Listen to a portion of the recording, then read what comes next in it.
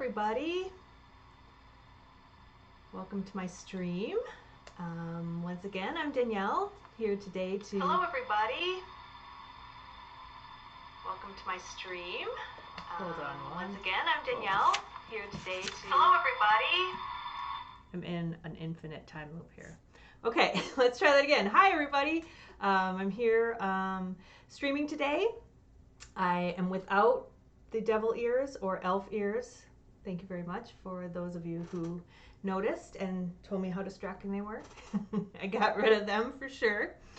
So today what we're going to do is, I thought we'd do something a little bit different. I talked to you last week about positive psychology and humanistic psychology, but today I wanted to show you a little bit more about what positive psychology was all about.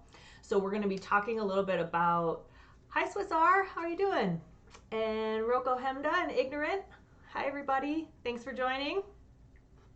So I thought what we do today is take a look at character strengths a little bit deeper, and we're actually going to go and I'm going to take my own character strength survey so we can see fitness yoga. Hello, thanks for hosting us. Thanks, Ignorant. Nice to have you here. Okay, so I'm actually going to go and take the character strength survey, the signature strength survey, so you guys can see a little bit about what it's like and what it entails. Hopefully go and find your own signature strength channel. Perfect, thanks Swiss R. And find your own signature strengths, and then we'll talk a little bit about how you can use them in your everyday life. So first, again, just a reminder, and I went over these pretty quickly last week, but just to tell you a little bit about what these character strengths are. So this is the Handbook of Character Strengths and Virtues right here, and it has a dust jacket, but I took it off because I do that.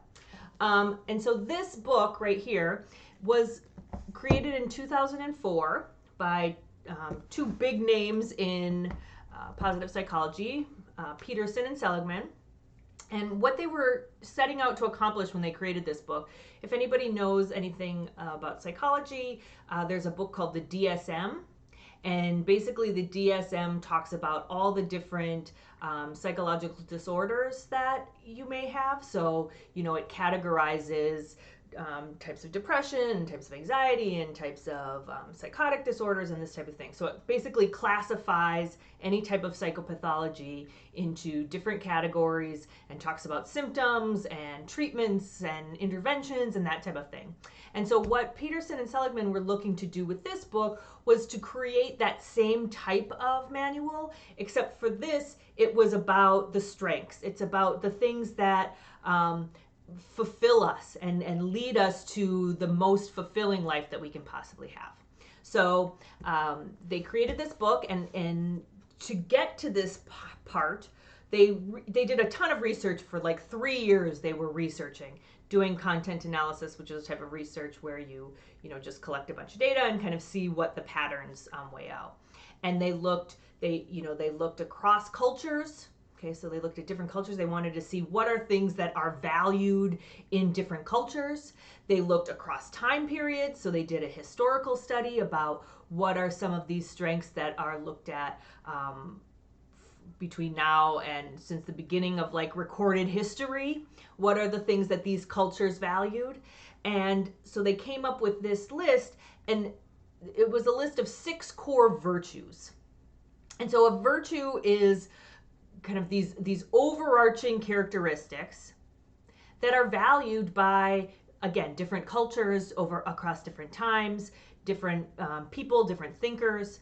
And so the overarching categories are wisdom, okay, courage, humanity, justice, temperance, and transcendence. So these are things that almost every culture or religious tradition, it doesn't matter which, religion you believe in, these are things that are valued across all of those things. And then underneath each of those, the different categories have different character strengths, they're called.